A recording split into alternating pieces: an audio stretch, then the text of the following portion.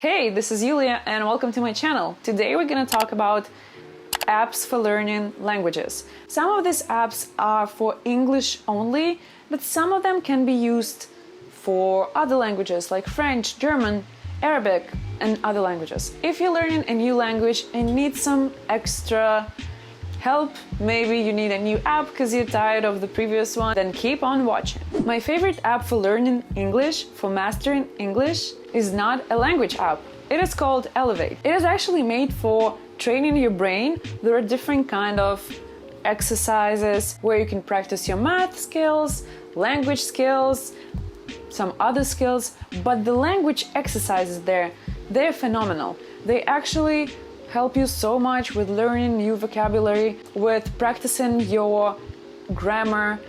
And the best part about this app that it reminds you and goes through your mistakes. Every week it sends you a notification saying, okay, you didn't know this word, this what it means, this is how you use it. So you can actually learn new words by using this app, training your brain.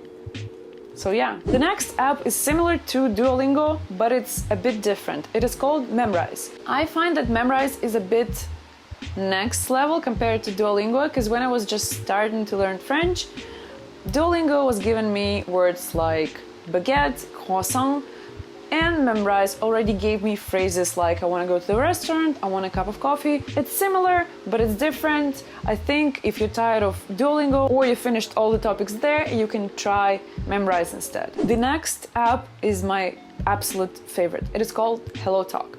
This is basically an app for chatting with native speakers. Let's say I'm Yulia, I'm from Russia, my native language is Russian. There is another person who is an English native speaker but who wants to learn Russian, so we connect and then we start chatting. Back in the days you can actually find a pen pal online and then send emails, maybe letters.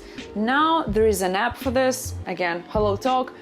You can find any native person over there. If you want to learn Finnish, if you want to learn Japanese, if you want to learn Russian, there are so many people over there, so you will find one for sure. Speaking of natives, there's another app called Hinative, and this is basically an app for learning something new from a native. Let's say you have a sentence in English or in your native language and you want to translate it to another one. You use this app, say, I want to translate this sentence to French. And then a native speaker will help you with the translation, so you can actually get this info not from like Google Translate or some kind of weird websites online, but actually from a native speaker. The app number 5 is Grammarly. It is actually an app as well as an extension to your browser.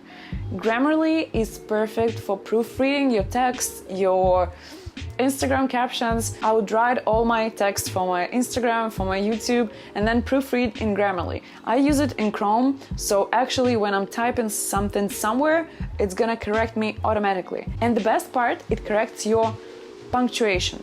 If you misspell the word, probably your phone gonna tell you, hey, this is not how you write it.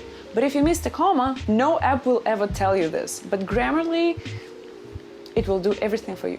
The next app is super quick and easy, and it's called Drops. The way it works is you have 5 minutes a day. You have different topics: sports, astronomy, finance, education. You pick one, and for 5 minutes, you're gonna learn new words based on the topic that you've chosen. It is super easy, super intuitive, like the interface of the app is super friendly. You can actually see a picture and a word, and you can also check the translation. So in case you are like, I'm not sure, you can actually tap on the image and see the translation. I think it's perfect if you're just starting, if you don't want to like spend hours on learning a new language, even though you should. It is perfect for starting. The next app is super popular and you've probably heard about it 1,000 times. It is called Netflix. But Netflix has an extension to your browser where you can set up dual subtitles. Let's say you're Russian, like me. You speak English, but you learn French. But rather than translating French text to Russian, you would prefer to have them in English. So this extension lets you have both languages, both subtitles, so in case you don't understand French, you can read the whole thingy in English. The next app, or in this case website, is Cambridge Dictionary. I check all the spellings, meanings, pronunciations in there, and it's super helpful. Let's say you want to say this word. In British, you're gonna say advertisement. In American, you're gonna say advertisement. Same with this word. In British, you're gonna say vitamin.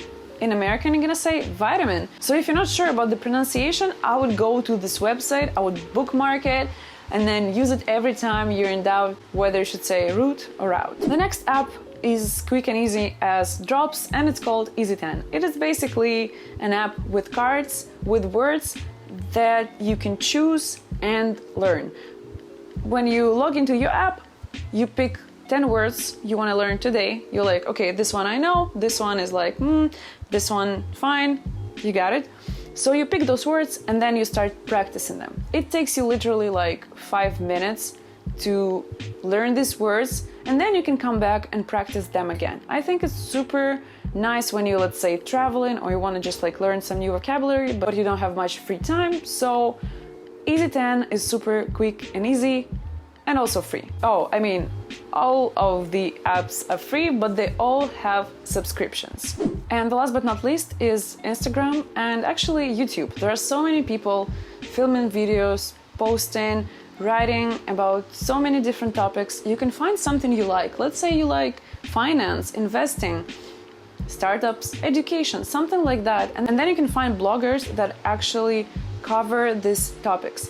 It's gonna be super helpful for you to read, to listen. You can actually post comments under videos or photos and then talk to other people probably. So yeah, this is it. This is my top 10 apps for learning a new language. Hope this was helpful for you, and I'll see you in the next video. Bye!